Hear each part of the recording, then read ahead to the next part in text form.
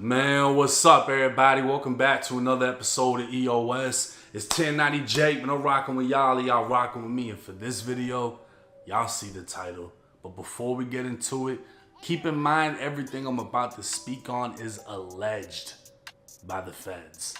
Now let's get into it. I'm saying though, they got 63rd niggas, some dirty ass niggas, man. We've been ready. On 6-0, we've been ready to put another nigga, under, Who? Quando's a little boy.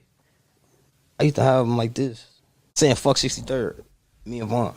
There's video of this? Google it.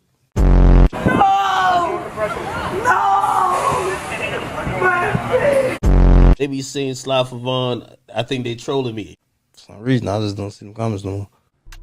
Thursday, October 24th, 2024, Chicago rapper DURK Banks, aka Lil Durk, was taken into custody by U.S. Marshals in Broward County, Florida, on one charge of murder for hire. Hours earlier, an indictment was unsealed out of Los Angeles, charging 5 Chicago men with the 2020 broad day murder of 24-year-old Savia Robinson, who was more commonly known as Lil Pab, the cousin of Georgia rapper Quando Rondo. See all that broken glass there? That's where the Escalade's parked. They're getting gas when all of a sudden the windows are blown out by gunfire. They're under attack by bullets flying all over the place. To the left, Mike, you'll give you a look. See all those white evidence markers on the ground? Each one of those is by a shell casing. Gives you an idea how many rounds are fired. Police say in that alleyway, the white vehicle pulls up, 3 men get out, and they start firing at will, blasting away, targeting that black SUV, the rapper and his second person inside. Once that SUV is hit by the gunfire, they take off, they hit the gas, and they drive a few blocks away into West Hollywood. They wind up stopping over at Santa Monica and San Vicente, right in the very heart of West Hollywood. They pull over there because the wounds to the man who was hit inside the Escalade too severe. He's bleeding. They pull over. 911 is called. Paramedics rush in. They take the injured man who's hit by gunfire to the ER. He does not make it, does not survive. Of the 5 men indicted, Didi, Vonnie, and Boogie would be identified as members or associates of OTF, a record label formed in 2010 by Lil Durk. The indictment would state on November 6, 2020, Davon Bennett, aka King Von, a high-ranking member of OTF, got into a physical altercation with Taekwon Bowman, aka Quando Rondo, at a nightclub in Atlanta, Georgia. During the fight, an associate of Quando named Lil Tim pulled out a gun and shot Von multiple times, killing him. After the murder, a man only identified as co-conspirator 1 made it clear to OTF Didi and 3 other unnamed men that he would pay a bounty to anyone who took part in killing Quando for his role in Von's death. He'd communicate this hit in coded language. OTF Didi, the cousin of Lil Durk, would double down, offering anyone responsible for Quando's death lucrative music opportunities on top of the money being promised. 2 years later, it was now August 18th, 2022. The conspirators learned that Quando was staying at a hotel in Los Angeles. OTF Didi would recruit 2 gang members from Chicago that were unaffiliated with OTF, named Flocka and Brown Eyes. Didi would have co-conspirator 3 purchase them tickets from Chicago to San Diego by using an OTF credit card. Didi would confirm all 3 of them had the same airline tickets and would send a message on Instagram saying, "On my way to LA." Didi and another OTF associate known as Boogie would travel with Flocka, Brown Eyes, and a man only known as co-conspirator number 2 from Chicago to San Diego with the plan to kill Quando Rondo.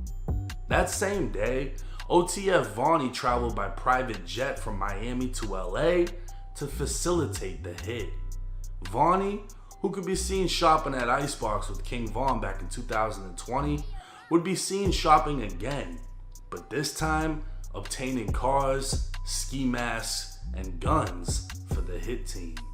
Landing in San Diego, Didi and his team would drive to Los Angeles County, meeting up with Vonnie, who purchased 4 black ski masks from a sporting goods store in Los Angeles County using cash. Once again using an OTF credit card, Vonnie would book a hotel room at the Universal City Hotel. Vonnie would provide the hit team with guns, including a 10mm Glock with a switch. He'd also provide a white BMW and a white Infiniti with a fake license plate. With no time to waste, the hit team would get right to work, traveling to Quando's hotel to find, track, and kill him. But they'd have no luck. It wouldn't be until the next day they'd spot Quando's black Escalade. They'd follow Quando to a marijuana dispensary and then a clothing store, waiting for the right moment to strike. The feds were able to pull surveillance photos of the two vehicles tracking the Escalade, which eventually pulled into a gas station. We'll never know the conversation that took place inside of that car, but they decided at that moment it was time to take action. Boogie would park inside an alley next to the gas station as the three shooters exited the vehicle, ambushing the Escalade and opening fire. Quando Rondo was inside of the vehicle with his sister as gunfire erupted, while Lil Pab had been standing next to it outside. Bullets would shatter glass, pierce metal, and push through flesh, leaving Pab on the ground as the shooters fled. Now dying, Pab would be placed back inside of the Escalade as they drove off, only making it less than a mile away before flagging down the police. CPR would fail, and Quando would be left screaming out as he just witnessed his cousin get gunned down the same way the world witnessed King Von go out. By now, the shooters had fled in the getaway vehicle, later traveling to a burger restaurant to discuss payment. The shooters would be driven back down to San Diego and flown back to Chicago that same night, with OTF DD paying the shooters an undisclosed amount on behalf of co-conspirator number 1. With his arrest being announced, it's believed none other than Lil Durk will soon be identified as co-conspirator 1 and held responsible by the federal government for having members of OTF recruit a hit team, travel across state lines, and commit murder for hire. Under federal law, this would mean Lil Durk is possibly facing federal execution, as the death penalty may apply. If sought by federal prosecutors, the only way to escape federal death would be by taking a plea deal for a life sentence in federal prison. Since the death of King Von, Durk would be consistently trolled online by 3 words: slide for Von. Every time Durk says something online, you got all these fans and trolls telling him to, slide for Von. King Von got killed and Lil Durk didn't slide for Von, which is like a meme online, and they're like, we like Young Boy because, like these kids like really believe that they're a part of these real situations. Yeah, and these kids are out here just saying this shit like Von died. So I don't know no politics. And listen, why is this nigga not sliding on the nigga? How you know what they doing? Just because it ain't publicized. Those 3 words would gain hundreds of thousands of views, and Trap Lord Ross would even document multiple attempts made on Quando's life since Von's death in a video titled Sliding for Von. With College Kid breaking the news of the 5 men indicted for the murder of Lil Pab, he'd include a clip of No Jumper's Brick Baby previously speaking on the topic. Oh yeah, slide for Von, right? Nobody... Yeah. They say you can't say that no more. Why? Oh yeah, because of wait no. Like, who died? You can't say that no more. Oh, because of FVG Cash? Or who? Nah, because Lil Pab. Oh, what's that? But I'm just saying, they just say you can't say that no more. That's the new term on like no more slide for Von.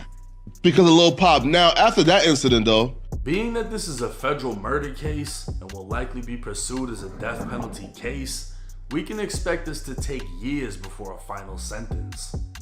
More details will be coming to light, as well as more arrests, because every unnamed conspirator in this indictment is about to be taken into custody.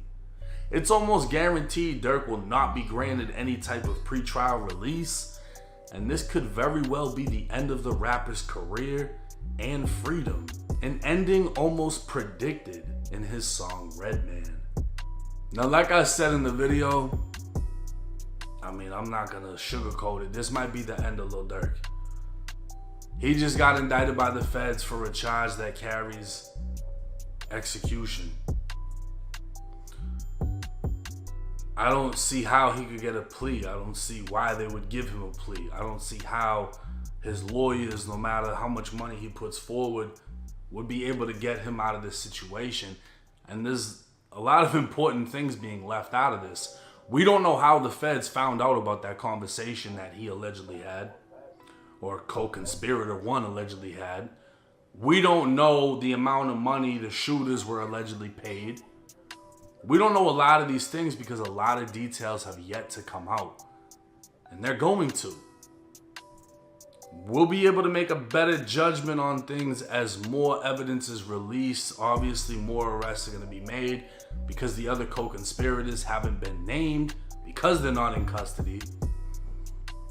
We're going to find out if anybody's snitching. This is going to get deep. This is going to play out. Wow. So yeah, what y'all think, man? This might be the end of Lil Durk, man. You know, when you going against the feds, they got a 98% conviction rate, something like that. So it's real hard to beat the feds, man, unless your name John Gotti or something. But yeah, man, y'all think it's over for that man? It might be over for him, man. If anything, he gonna be sitting for some time just through this whole trial. But let me know what y'all think, man. I'm gonna holler at y'all later. Peace.